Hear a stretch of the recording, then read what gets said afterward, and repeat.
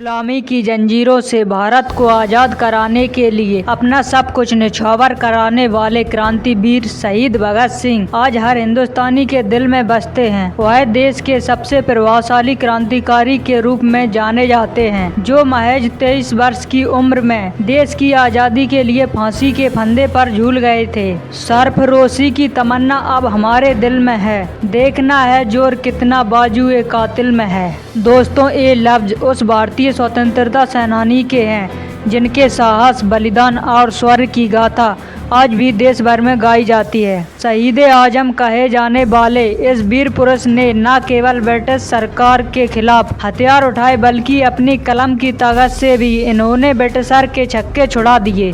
महज 23 साल की उम्र में ब्रिटिशर को घुटने टेकने पर मजबूर कर देने वाले और भारत माता की जय जयकार करते हुए फांसी का फंदा चूम लेने वाले वीर भगत सिंह किसी पर्चे के मोहताज नहीं हैं। इन्होंने देश के बच्चे बच्चे में मातृभूमि के लिए प्रेम और बलिदान की भावना को जागृत करने का कार्य किया था। महान क्रांतिकारी भगत सिंह का अल्प जीवन प्रेरणा देने वाला है और आज की कहानी में हम इन्हीं महान क्रांतिकारी भगत सिंह के जीवन के बारे में जानेंगे। दोस्तों, भगत सिंह का जन्म 28 सितंबर 1907 में पंजाब के त्यालपुर डिस्ट्रिक्ट के बंगा नामक गांव के एक सिख परिवार में हुआ था। इनके जन्म के समय इनके पिता किशन सिंह और चाचा अजीत सिंह तथा स्वर्ण सिंह कॉर्नवेल का विरोध करने के कारण जेल की सजा काट रहे थे, इसलिए इनका बचपन स्वतंत्रता सेनानियों के बीच गुजरा और भगत सिंह के मन में भी छोटी सी उम्र से ही देश की आजादी का सपना घर कर गया। भगत सिंह अपनी मां विद्यावती कौर की आंखों का तारा हुआ करते थे। इन्होंने अपनी माता से बुद्धि, कौशल, संवेदनशीलता, सहानुभूति और अंतर्ज्ञान जैसे गुण सीखे। अपने स्वतंत्रता सेनानी पिता से प्रेरित होते हुए इन्होंने अपने अंदर साहस, बलिदान और देशभक्ति की भावना को विकसित किया। देशभक्ति की इस भावना की झलक हमें उनके बचपन के किस्सों में देखने को मिलती है। दरअसल नन्हे भगत सिंह ने अपने पिता को खेत में आम की गुठलियों को बोते हुए देखा। अपने पिता को ऐसा करते हुए देख भगत ने उनसे प्रश्न किया कि वो क्या कर रहे हैं। जवाब देते हुए उनके पिता ने कहा कि वो बीज बो रहे हैं जो आगे चलकर पेड़ बनेगा और उन्हें बहुत सारे फल देगा। अपने पिता की इन बातों को सुनकर भगत सिंह बंदूक बोने लगे तो उनके पिता ने उनसे पूछा, ये क्या कर रहे हो? उन्होंने बोला, मैं खेत में बंदूक बो रहा हूँ। जब यह पेड़ होगा तो बहुत सारी बंदूकें देगा और फिर हम गोरों से लड़ सकेंगे। भगत सिंह की ऐसी देशभक्ति देखकर उनके पिता का सीना गर्व से चौड़ा हो गया। इसके अलावा भगत सिंह बचपन से ही आक्रामक स्वभाव के थे और अनोखे खेल खेला करते थे।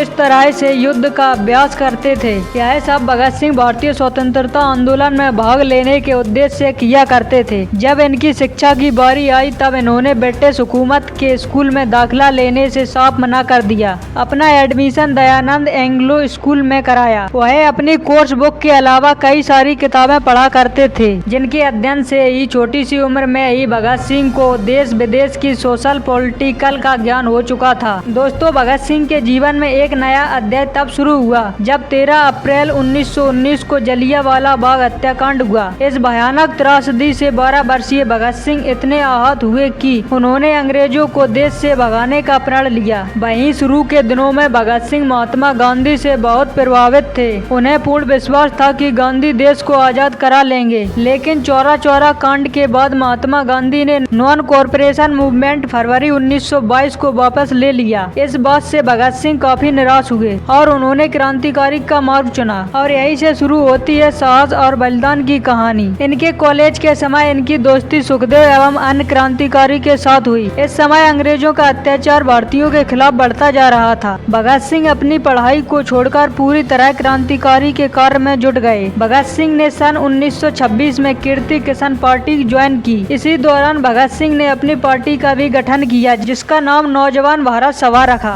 1927 में भगत सिंह को आक्रामक लेख लिखने के चलते हिरासत में ले लिया। इनके पिता ने इन्हें उस दौर में 60,000 रुपए देकर छुड़ाया था। इसके बाद 1927 में काकोरी कांड को अंजाम देने वाले हिंदुस्तान रिपब्लिकन एसोसिएशन के कुछ क्रांतिकारियों को सजा सुनाई गई। राम प्रसाद बिस्मिल सहित 4 लोगों को फांसी और 16 लोगों को आजीवन कारावास की सजा सुनाई गई। इस घटना से हिंदुस्तान रिपब्लिकन एसोसिएशन की नींव डगमगा गई। ऐसे में जरूरत थी इस पार्टी को संभालने की। इस पार्टी के दौरान भगत सिंह की चंद्रशेखर आजाद से मुलाकात हुई और इन्होंने अपनी पार्टी को मिलाकर नई party Hindustan socialist Republican association का गठन किया, जिसे HSRA के नाम से भी जाना जाता है। इसी समय साइमन कमीशन भारत आया। पूरे भारत में इसका विरोध हुआ। लाहौर में एक विरोध प्रदर्शन को लाला लाजपत राय लीड कर रहे थे और पुलिस ने प्रदर्शन करने वालों पर लाठी चार्ज कर दी। सैंडर्स ने लाला लाजपत राय के सर पर लाठी की बरसात कर दी, जिससे लाला लाजपत राय की मृत्यु हो जाती है। भगत सिंह किसी भी तरह अंग्रेजों से बदला लेना चाहते थे। भगत सिंह, चंद्रशेखर आजाद, राजगुरु साहब और क्रांतिकारी ने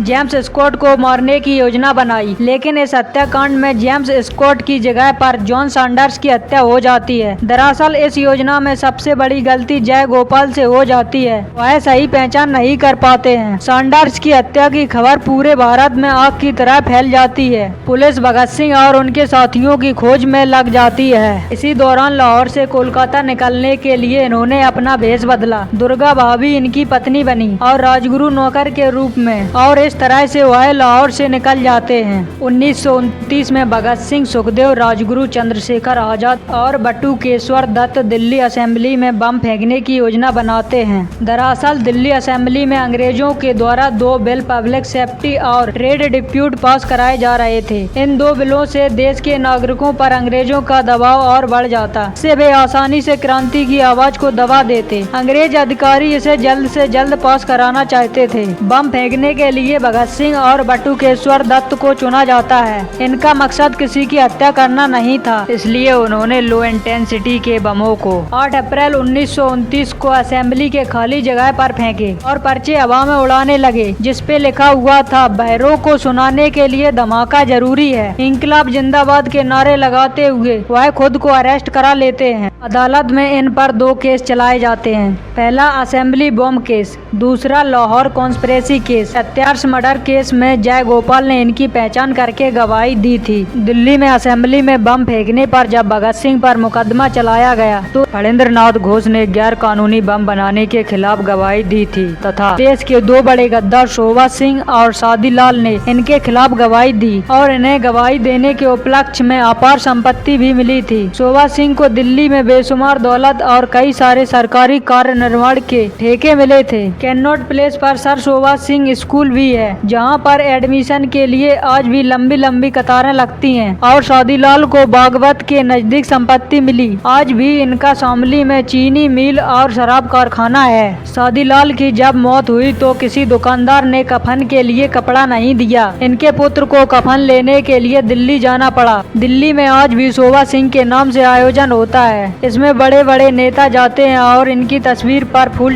और माला चढ़ाते हैं बिना इसकी असलियत जाने। और इन दोनों को अंग्रेजों की तरफ से सर की उपाधि भी दी गई थी। भगत सिंह और इनके साथियों का मुकदमा लड़ने वाले वकील थे आसिफ अली और इनके खिलाफ मुकदमा लड़ने वाले वकील थे राय बहादुर सूर्य नारायण शर्मा। इन्होंने 2 साल जेल में रहते हुए भी कई सारे आंदोलन किए। जेल में उनके खिलाफ भेदभाव और उचित सुविधाएं न मिलने पर उन्होंने 64 दिन की भूख हड़ताल भी की, जिसके चलते जतेंद्र नाथ दास की मृत्यु हो जाती है। 7 अक्टूबर 1930 को भगत सिंह, सुखदेव और राजगुरु को फांसी की सजा सुनाई गई। 24 मार्च 1931 फांसी की तारीख रखी गई। इनकी फांसी की सजा से पूरे देश में दंगे होने लगे। ब्रिटिश सरकार बहुत घबरा चुकी थी। जैसे जैसे फांसी की तारीख नजदीक आ रही थी, पूरे देश में प्रदर्शन और भी बढ़ने लगे। 1931 में लॉर्ड इरविन ने महात्मा गांधी को बुलाया था समझौता करने के लिए। पूरे देश की जनता चाहती थी कि गांधी तभी समझौता करें जब अंग्रेज भगत सिंह की फांसी को माफ कर दें। दांडी मार्ग से असविनय आंदोलन की ओर लोग बढ़ चुके थे, लेकिन इरविन गांधी से बोल रहा था, इतना बड़ा आंदोलन करने की जरूरत नहीं है। महात्मा गांधी के पास उस समय मौका था, भगत सिंह की फांसी माफ करवा सकते थे। गांधी जी बोलते, जब फांसी रद्द होगी तभी आंदोलन बंद करेंगे, तो शायद अंग्रेज मान जाते। लेकिन गांधी जी ने कहा, मैं हिंसा के खिलाफ हूँ। यही एक रास्ता था फांसी रुकवाने का, दूसरा रास्ता नहीं था। क्योंकि जो जज भगत सिंह को फांसी की सजा सुना रहे थे, उन जजों में एक भारतीय जज भी था, आगा हैदर खान। इन्होंने अपना फैसला भगत सिंह के पक्ष में सुनाया, लेकिन और जजों ने फांसी का फैसला दिया। आगा हैदर खान चिल्लाते रह गए और भगत सिंह को फांसी हो गई। उसी समय आगा हैदर खान ने जज के पद से इस्तीफा दे दिया। अंग्रेजों ने ठान लिया था कि भगत सिंह को छोड़ना नहीं है, क्योंकि उन्हें पता था कि भगत सिंह धधकता हुआ आग है जो पूरी अंग्रेजी हुकूमत को राख कर सकता है। इससे घबराकर ब्रिटिश सरकार ने उन्हें एक दिन पहले 23 मार्च 1931 को फांसी दे दी। फांसी से पहले भगत सिंह, सुखदेव और राजगुरु नारे लगाते रहे, इंकलाब जिंदाबाद, इंकलाब जिंदाबाद। एक क्रांति चलती रहेगी। मैं जो आज आगाज कर रहा हूँ, कल इसका अंजाम आएगा। मेरे मरने के बाद मेरे वतन वालों का एक सैलाब आएगा। जवाहरलाल नेहरू, नेहरू और जिन्ना ये सभी बड़े वकील थे, लेकिन किसी ने कुछ नहीं किया। फांसी लगते ही प्रदर्शनकारियों ने जेल को घेर लिया। ब्रिटिश सरकार को जेल के पीछे वाली दीवार तोड़कर इनकी लाश के छोटे छोटे टुकड़े करके बोरे में भरकर ले गए। जब अंग्रेज सतलुज नदी के किनारे पर लाश के टुकड़ों को जलाने लगे, तब गांव के लोगों ने आग जलती देखी तो करीब आए। इससे डरकर अंग्रेजों ने उनकी लाश के अधजले टुकड़ों को सतलुज नदी में फेंका और भाग गए। जब गांव वाले पास आए, तब उन्होंने इनके मृत शरीर के टुकड़ों को एकत्रित कर विधिवत दाह संस्कार किया और भगत सिंह, सुखदेव और राजगुरु हमारे दिलों में हमेशा के लिए अमर हो गए। धन्यवाद दोस्तों। ऐसे ही इतिहास से जुड़ी बातों को जानने के लिए अपने अमूल्य ज्ञान परिवार का हिस्सा बने रहें। चलिए मिलते हैं अगले वीडियो में, तब तक के लिए जय हिंद।